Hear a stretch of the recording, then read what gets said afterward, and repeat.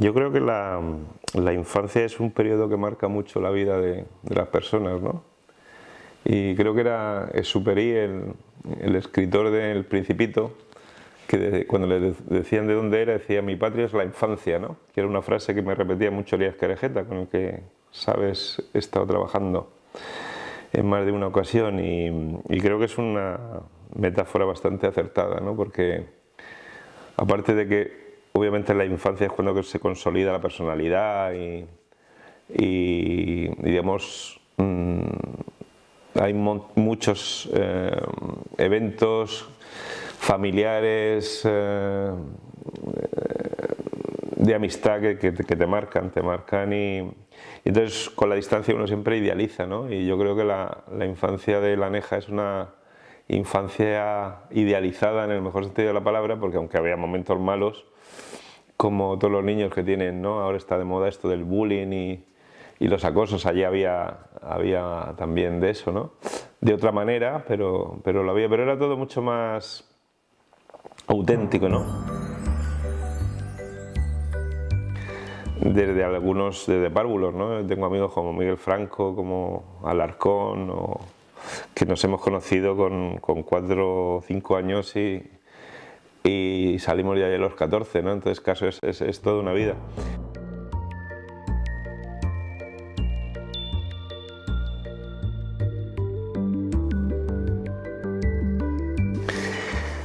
Pues mis primeros recuerdos, que yo debe ser muy pequeño, recuerdo imágenes de películas de Charles Chaplin, de Charlot, que mi padre proyectaba con un proyector de 8 milímetros, no de Super 8, de 8, en el salón de la casa que tenemos en Cartagena, que vivimos en un chalet. Y claro, aquello me fascinaba porque para mí era una pantalla enorme, ¿no? Y yo debería tener 2, 3 años, no más. Y entonces a veces me desconcertaba mucho ver que las imágenes de Charlot, que era un personaje muy misterioso porque era en blanco y negro, porque era un universo que yo no conocía, ¿no? Pues se mezclaban con imágenes de mi hermana y yo caminando por las dunas de la Manga, ¿no? Que en aquella época pues estaba prácticamente sin urbanizar. Y en esa misma pantalla se mezclaban cosas muy familiares que yo reconocía con esas otras imágenes que eran más misteriosas, más extrañas, ¿no? Y yo creo que esa es la primera imagen que tengo, ¿no? Relacionada con el mundo del cine y el ruido del proyector también, tan característico. Pero digamos que mi afición por el cine viene de ver películas tanto en pantalla grande como en televisión, ¿no? Porque en aquellos años que la televisión era en blanco y negro se pasaban, sobre todo los sábados por la tarde, muchas películas, muchos clásicos, ¿no? De películas del oeste, de piratas, y yo era un fanático. Entonces, cuando terminaba la película, pues normalmente los niños, nuestra imaginación, si ponía una película de piratas, nos apetecía jugar a los piratas; si ponía una película del oeste, queríamos matar indios. Y yo no me quedaba ahí, sino no sé por qué desarrollé mi imaginación, porque ya entendía que esa era una ficción y que existía el oficio de alguien que se inventaba esas historias, cogía una cámara y las plasmaba.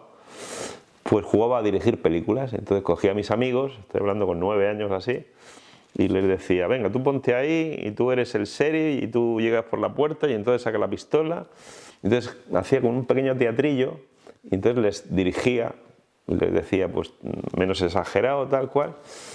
Incluso imaginaba aquella frase típica de luces, cámaras, acción, ¿no? Hasta que mis amigos ya se cansaban de repetir las escenas, porque yo siempre he sido muy perfeccionista, y entonces pues me mandaban a hacer puñetas y se iban a jugar a otra cosa, ¿no? Pero ese fue, que yo tuve muy claro a los 9, 10 años que quería ser director de cine. Pues un día, no sé cómo me enteré que había una actividad extraescolar que promovía Luis de Hoyos, que era nuestro profesor de pretecnología y dibujo. Y entonces, pues de la noche a la mañana me enteré que hacían películas, o que estaban haciendo películas, ¿no? Y creo que, yo no sé si él ya pensaba en mí esto no recuerdo bien si me llamó, porque yo protagonicé uno de esos películas que se llamaba Escapar a la libertad, con mi amigo Miguel Franco. Entonces un día, pues después de clase, imagino, pues me llamaría y me propondría hacer esa película. Y entonces no sé si en ese momento fue cuando yo aproveché para decirle, pues resulta que a mí esto del cine me gusta mucho y además no solamente quiero interpretar, sino que algún día me gustaría dirigir a mí, ¿no? Entonces lo curioso es que cuando yo le comenté eso a don Luis, que le llamábamos entonces, porque él era un maestro muy joven, pero claro, para nosotros era un señor, ¿no? Aunque tampoco había tanta diferencia de edad. Pues en vez de reaccionar quizá como habría reaccionado otro profesor diciendo, pues niño, tú ya tendrás tiempo, que ahora soy yo el maestro y el que dirige, pues me animó y me dijo, pues muy bien, pues si necesitas algo que te ayude o no. Entonces, pues ahí empezamos un poco en ese mundo paralelo o esa extensión, mejor dicho, de lo que era las clases y las prácticas, ¿no? Porque aunque la dirección del colegio sabía que se hacían esas actividades, no estaban programadas desde el colegio, sino que era pues una especie de hobby de Luis que hacía partícipe y contagiaba su entusiasmo a otros profesores, ¿no? Como José Luis López Molina o Paco Loja, que también hicieron, y a los alumnos que, bueno, pues para nosotros era un divertimento, ¿no? Y entonces pues empezaron ahí empezamos a hacer películas con bastante producción en esos 2 años, y además eran películas muy, muy distintas. Había películas de hombres primitivos y había películas la temática muy variada. Era una temática un poco naif, ¿no? Si uno la ve ahora con el paso de los años, con todas las limitaciones que tiene obviamente un formato amateur, pero al mismo tiempo yo siempre he dicho que el cine entendido en términos clásicos, ¿no? Como lo que es el celuloide, ¿no? Que precisamente tengo aquí, me parece un trozo de película de 35 milímetros, porque yo luego me he dedicado al cine profesional, ¿no? Este es el origen de todo, ¿no? Esta es una película de triacetato de celulosa, que es el celuloide que tiene 35 milímetros de anchura. Entonces, lo que ocurrió con el desarrollo del cine es que de repente dijeron, bueno, pues este es el formato profesional con el que empezaron los Lumière a hacer películas, que tiene la perforación a los lados, y el fotograma pues está dividido por un nervio que sirve para cuando se corta con la empalmadora, se cortaba, pues poder empalmar un trozo de película con otro. Y entonces, por una cuestión puramente económica, pues dijeron, pues a lo mejor si inventamos cámaras para que la gente pueda hacer películas de una manera más amateur, pues lo que hacemos es que la partimos por la mitad, ¿no? Y ahí surgió el Super 8, que era una película igual que esta, pero como la cuarta parte. Y ese fue el formato, aunque luego ha habido otros formatos. Había un formato mítico que era el 9,5, que tenía la perforación en medio, que conocieron por lo menos la generación de mis padres y casi mis abuelos, ¿no? Y entonces, aparte de ese detalle de la amplitud y del tamaño, el proceso era el mismo, que necesitas una cámara. Yo tenía esta, que es una cámara de Super 8 muy básica, de la marca Sankyo, y además tiene el ruido este característico, que es como muy hipnótico, ¿no? A mí me encanta el sonido del arrastre, que esto ya las cámaras digitales no lo tienen, ¿no? Y entonces, pues claro, había que rodar, había que vendían unos cartuchos de Hectacorum 40, que se llamaba la película, que se encajaba aquí, se cerraba, se rodaba y luego lo que hacías es que cuando terminaba la película, duraba unos 3 minutos, sacabas el cartucho, lo metías en un sobre de papel que ya venía en la caja y lo mandabas a revelar. Y al cabo de una semana, como muy pronto, 10 días o meses, incluso a veces yo he estado esperando meses a que me revelaran un carrete de 3 minutos con toda la expectación que eso generaba. Y entonces lo mismo que habías mandado es lo que te devolvían, pero ya, digamos, positivado. Y entonces el procedimiento era igual, quiero decir, tú veías en el proyector, proyectabas las imágenes con una calidad excepcional, porque el tamaño no implicaba que perdías calidad, sino que era exactamente la misma, solo que la fuerza de proyección, al ser el fotograma más pequeño, pues necesitabas estar más cerca de la pared, ¿no?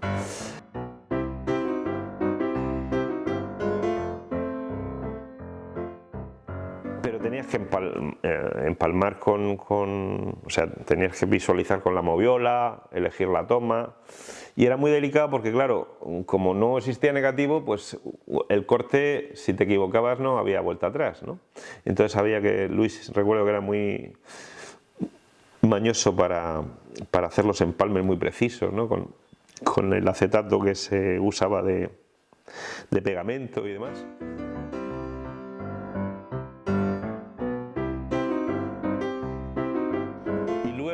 Pues una vez que habías montado la película, había una fase de sonorización, etcétera, total, que al final tenías una película exactamente igual a lo que es una película profesional, solo que en pequeñito, ¿no?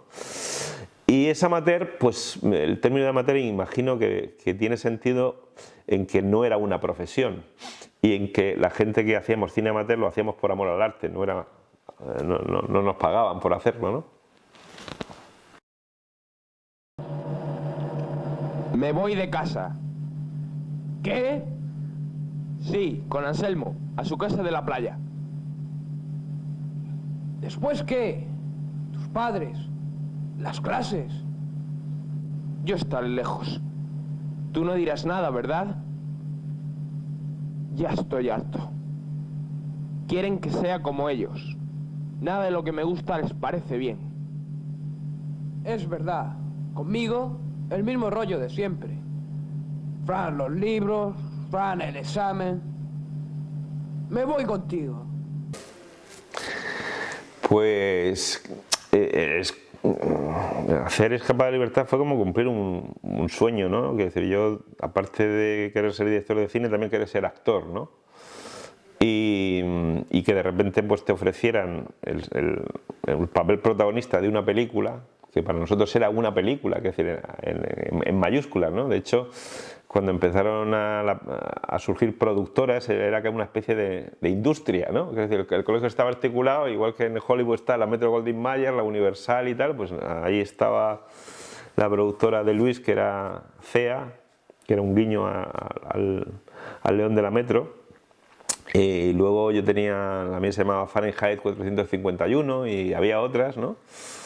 Y entonces pues era la sensación esta de sentirte el protagonista absoluto de una experiencia en la que era muy divertido, ¿no? Sobre todo porque era mi vocación. De alguna manera, yo que siempre he criticado mucho la enseñanza, quiero decir, el cine se aprende haciendo cine, ¿no? Entonces, que te expliquen teorías, o está bien, ¿no?, conocer la historia del cine, pero en cualquier caso que te den los instrumentos para poder hacer películas y vivirlas, pues es algo excepcional, ¿no?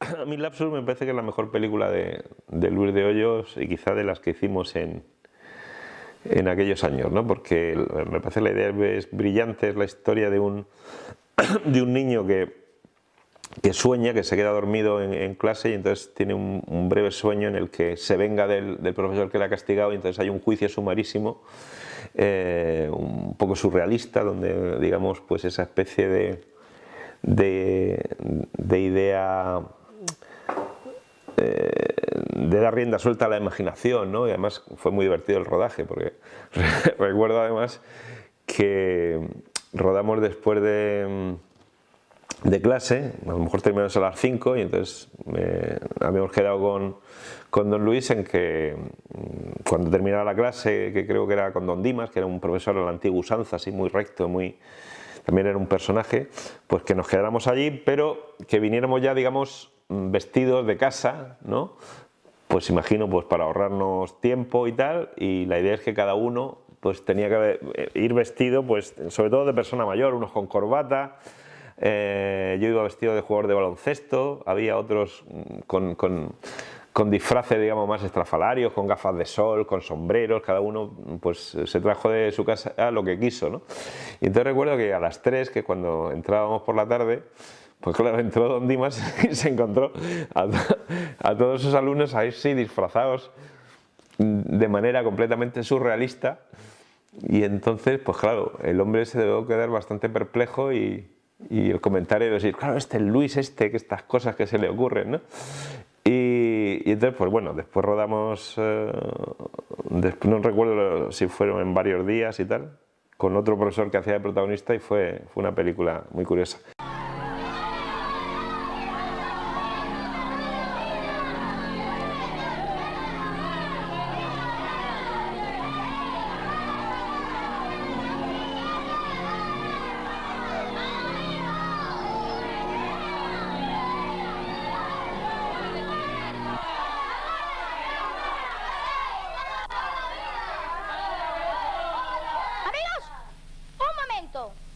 Vamos a preguntar. Primera, resultados de los partidos de semifinal de la Copa de Europa de Fútbol.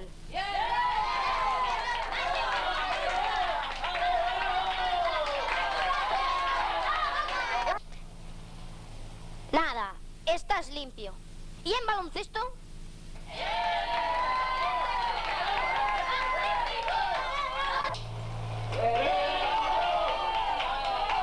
¡Qué vergüenza!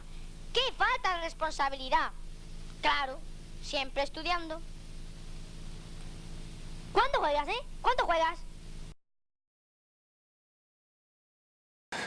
A mí el afrancesado me da un poco de pudor, porque creo que lo hago fatal. Creo que estoy sobreactuado de una manera tremenda, ¿no? Aparte recuerdo que se rodó en verano y yo ese verano, que se me pegaba bastante el sol, me había puesto muy moreno, y el moreno no es bueno para la fotogenia, ¿no?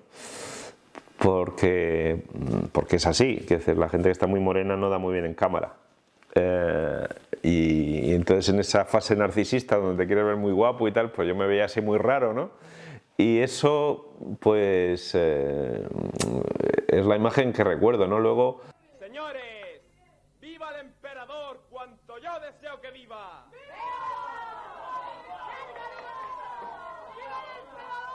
Eso. Hoy que algazara traen. Pues no gritan viva el emperador. Paciencia, todavía es muy temprano.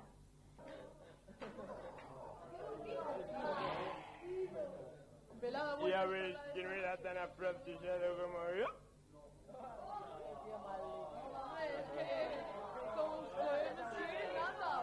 Brindo, señores, porque maldito sea mi abuelo, que era un animal, y porque sea yo la misma de profundos infiernos. La idea esta de Luis de hacer una puesta en escena también un poco simbólica y abstracta, ¿no? Donde creo que llevaban los españoles una bandera y los franceses otra para distinguirse, porque obviamente había que suplir, al ser una película de época sobre la guerra de la independencia española, pues obviamente había que echar la imaginación. Y entonces, bueno, eso me recordaban o me recuerdan ciertas elecciones de algunos cineastas que han utilizado ese tipo de elementos, ¿no? Abstractos para contar, no más cercanos al teatro, pero que también se han utilizado en el cine. Entonces ya de una forma inconsciente, pues hay elementos que llaman la atención, ¿no? de la creatividad con la que nos manejábamos en aquella época. Después entramos y ni uno de quedar vivo. Pido que se haga cuartos al boticario. Se le hará octavos si queréis. Un afrancesado es más odioso que un francés.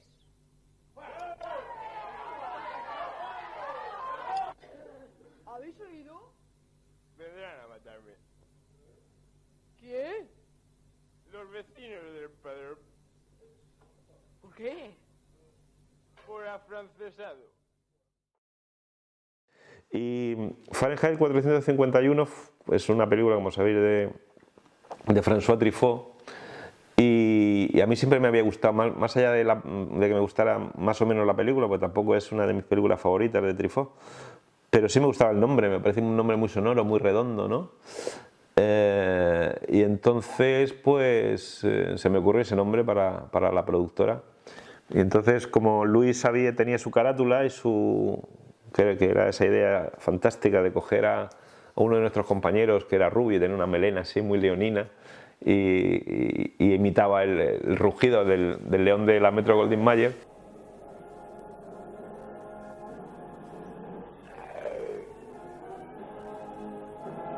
Pues yo tenía que estar de alguna manera a la altura, ¿no?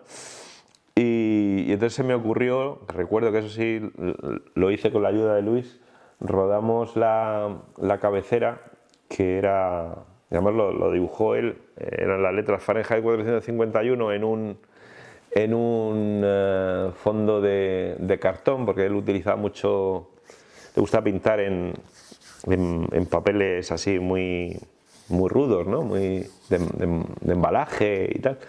Y entonces pues era un papel rígido color marrón con las letras en verde de Fahrenheit 451 y entonces le prendíamos fuego por debajo y entonces subía y bueno, no sé cómo no incendiamos el colegio, claro, porque eso lo rodamos en el colegio un sábado por la mañana sin permiso de nadie y había que hacerlo, ¿no? Y la verdad es que quedó muy bien el efecto, ¿no?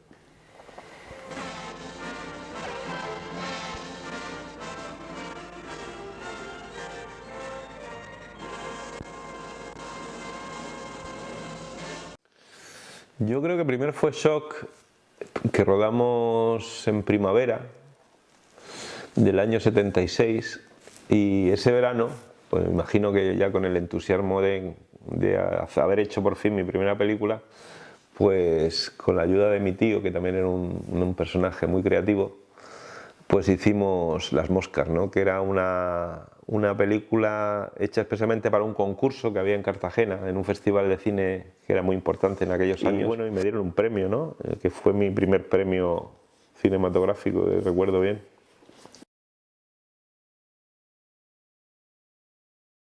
Cuando eres niño y tienes la imaginación a 1000 por hora, pues claro, todo lo que imaginas te parece posible. Entonces, como el referente era el cine de Hollywood y el cine con medios, pues a mí por lo menos se me ocurrían historias que eran inabordables desde el punto de vista de producción, ¿no? Recuerdo que una de las ideas que se me ocurrió era hacer una película de guerra y entonces como mi padre, que era de Cartagena, tenía amigos militares y tal, y pues yo con 12 o 13 años le decía, oye papá, ¿tú crees que algún amigo tuyo nos podría dejar un submarino o algo así, un acorazado para rodar una escena de un ataque, ¿no? Y claro, mi padre pues se reía o no sé lo que me contestaba, pero evidentemente nunca pudimos hacer esos guiones, ¿no? Entonces, bueno, cuando me di cuenta que no podía hacer lo del peligro de la fama, pues se me ocurrió otra historia más sencilla, pero que yo creo que funciona muy bien para el formato de cortometraje porque era una película donde había una resolución al final que modificaba un poco todo lo que habías visto y que tenía un cierto efecto, ¿no? Y básicamente es la idea de un sueño dentro de otro sueño, ¿no? Que no sé si yo ya conocía el poema de Edgar Allan Poe, que tiene un famoso poema que es A Dream Within a Dream, ¿no? All that we see or seem but a dream within a dream. Todo lo que somos o parecemos no es más que un sueño dentro de un sueño. Entonces era la historia de un alumno que va al colegio y sueña que mata a un amigo suyo en una pelea.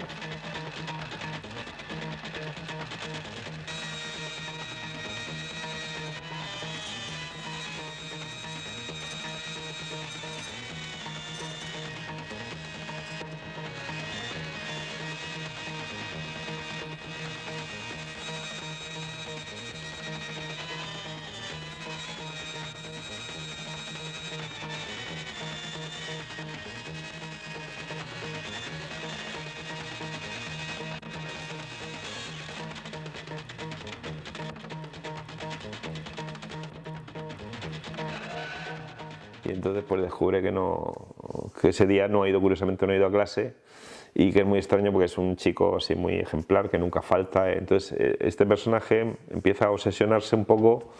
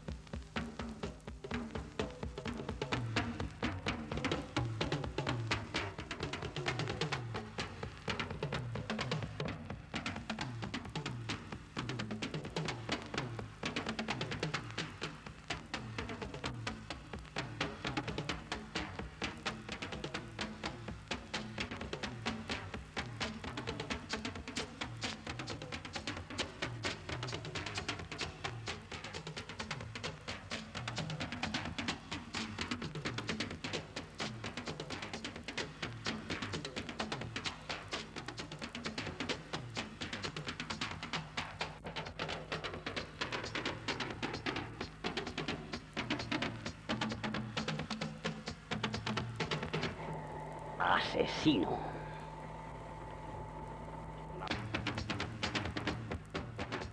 Y entonces entras en una cosa un poco a la Polanski, ¿no? de formación entre la percepción de la realidad y lo que la realidad te manifiesta, ¿no? Con la posibilidad de que la interpretación de la historia pueda ser psicológica o pueda ser irreal, ¿no? Donde los fantasmas no sabes si son fantasmas o son producto de la imaginación, ¿no?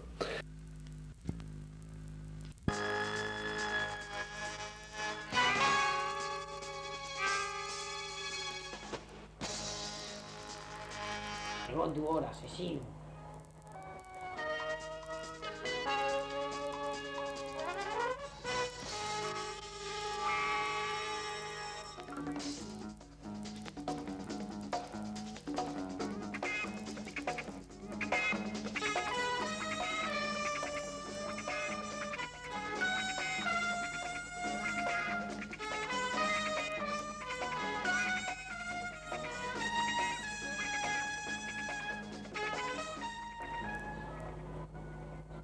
Asesino, tu hora, el fin. ¡Muerte! ¡No!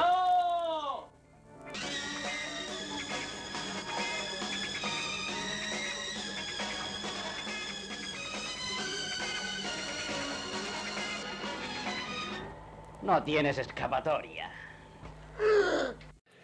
Y bueno, no fue complicado de rodar. Lo que sí recuerdo es que creo que todavía lo conservo, el famoso guión técnico, ¿no? Donde vas poniendo con tu lenguaje o con tu letra de niño, ¿no? Plano americano, plano general, ¿no? Y luego le pedí a Luis que fuera el cámara.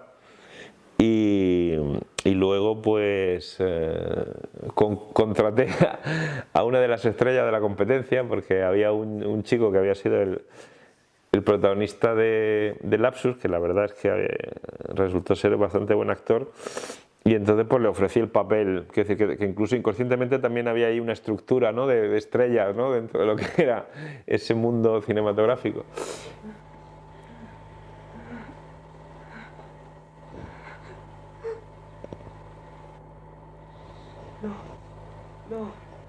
No. ¿Dónde?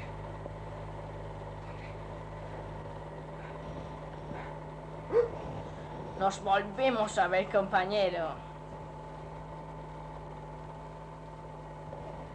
Esta es mi venganza. A él.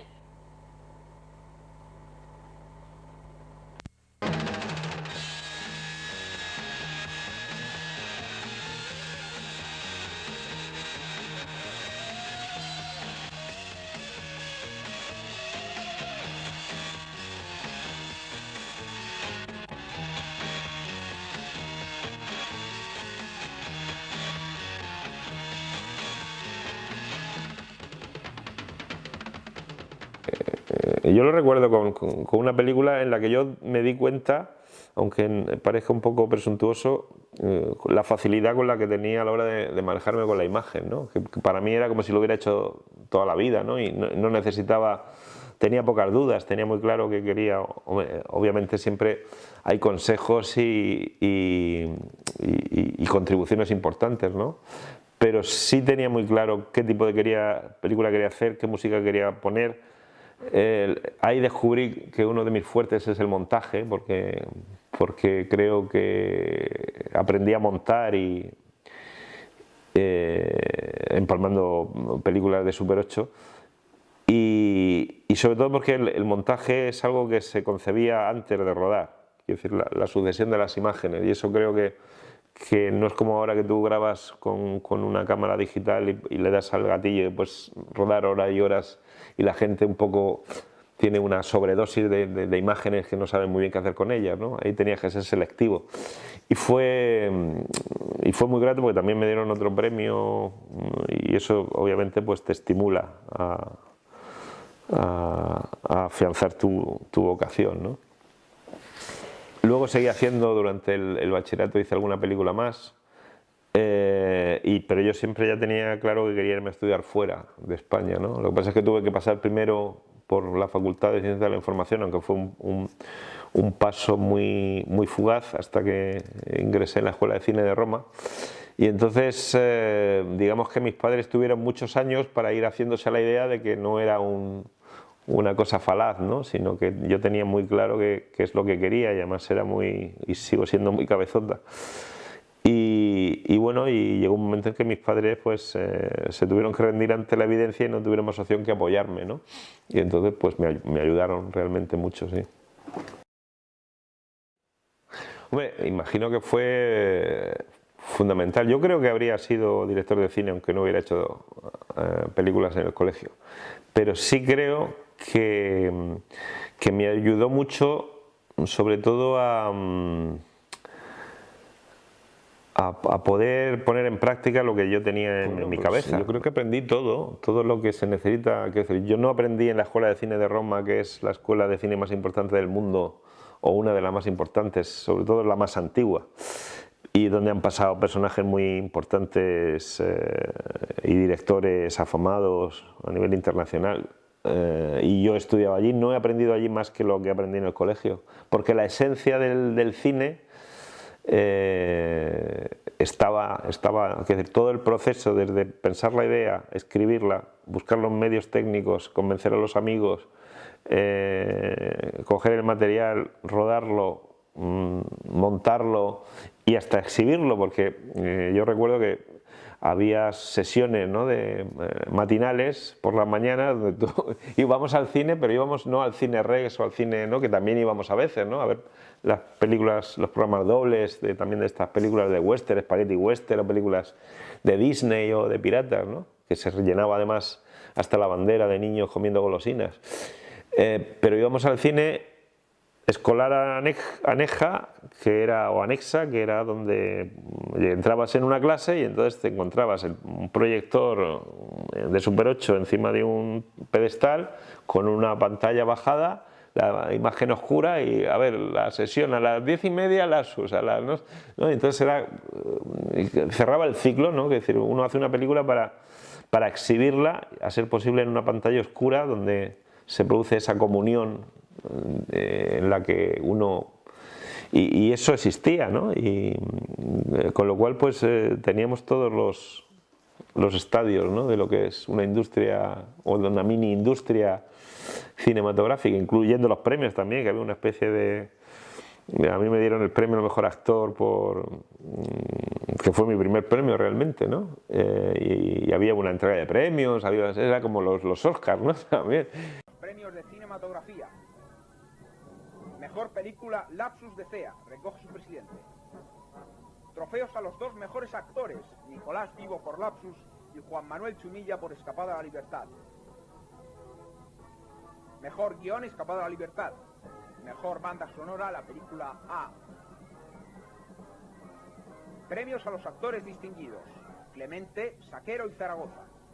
Y premio especial del jurado a la película Socorro, de la productora Ford. Y ahora los galardonados posan junto a don Luis de Hoyos para nuestras cámaras.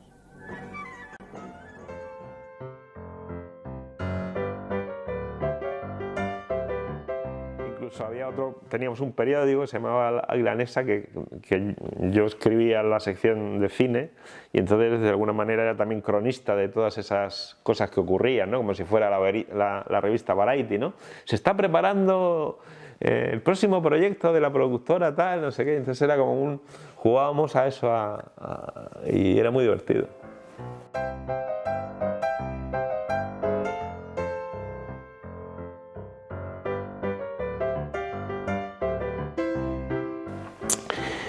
Pues con Luis de Hoyos la relación inicial era de maestro-alumno, ¿no? Yo notaba que en ciertos aspectos pues le gustaba mi manera de ser, en otras no, porque a veces me suspendía porque no llegaba con los trabajos a tiempo.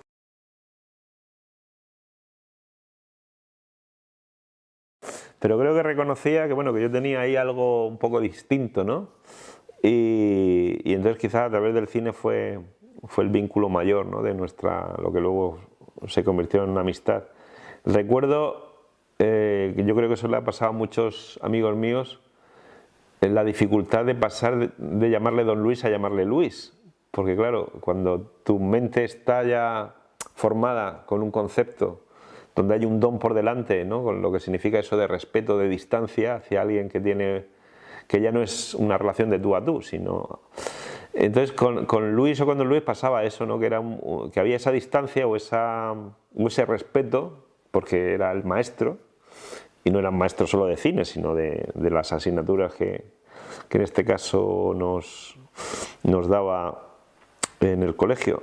Pero al mismo tiempo, él mismo y otros maestros también pues rompían esa barrera y entonces se creaba una relación diferente, ¿no? Y luego, cuando dejamos de ser sus alumnos, pues obviamente el concepto de maestro más ortodoxo pues se fue diluyendo y se convirtió más en una amistad, ¿no?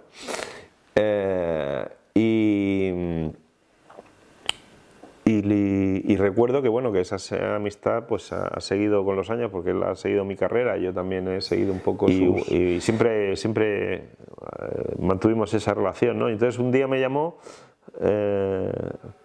2 años después creo, que yo estaba en segundo de BUP y tal, para que protagonizara un corto que se le había ocurrido que se llamaba Momento Decisivo, y lo hicimos y fue muy divertido. Recuerdo como anécdota que el día que empezamos a rodamos en un piso que tenía mi familia por el centro de Murcia, un piso pequeñito.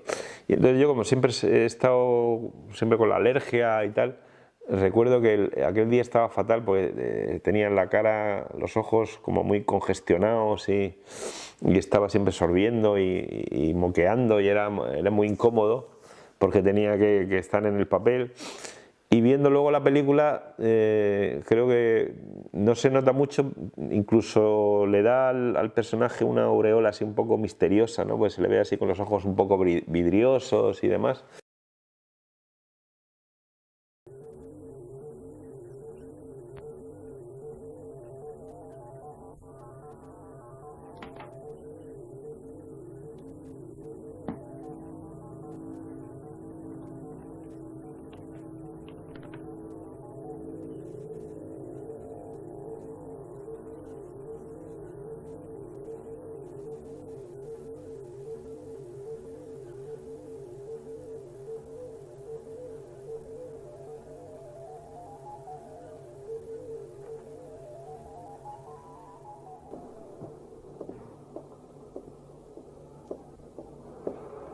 Amigo, fuego decisivo. Of course, sir. El pavo va al asador. Okay.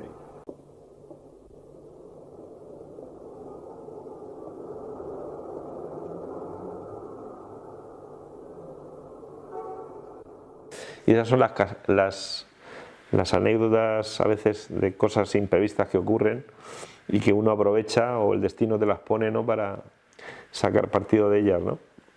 Y también fue muy divertido hacer aquel corto. Bueno, yo creo que hay una relación directa, ¿no? Porque fue la primera oportunidad donde pude hacer películas y siempre he dicho que el cine se aprende haciendo cine, entonces eso a mí me dio mucha seguridad a la hora de poder enfrentarme directamente al uso del lenguaje, digamos, a la técnica, ¿no? Y a entender la esencia de lo que es contar una historia a través de imágenes. Mis compañeros, imagino que me recuerdan siempre vinculado al mundo del cine, ¿no? Lo que pasa es que yo también era un poco el payaso de la clase, es decir, era un personaje que me gustaba quizá para afrontar mi timidez, ¿no? Pues estaba siempre, no sé, había que hacer una redacción y entonces yo escribía cosas un poco fuera de lo normal, ¿no? Que hacían mucho reír a mis amigos del colegio cuando me tocaba leer. Bueno, yo creo que fue un periodo irrepetible porque se dieron una serie de circunstancias, eso es como todo, ¿no? Porque pasa lo que pasa, ¿no? Estar en el sitio adecuado, en el momento adecuado, como decían los americanos. Y entonces confluyeron unos años que fueron muy mágicos para quienes los protagonizamos o los vivimos. Y sí había una manera de relacionarse, ¿no? Que yo no sé ahora cómo, hay mucha crítica al mundo de la enseñanza y tal, ¿no? Pero era todo menos rígido, era todo más fluido, no había tanta norma que cumplir, había un punto de anarquía que no venía mal, había mucho respeto al mismo tiempo, ¿no? Y creo que eso ya no es exactamente así, ¿no?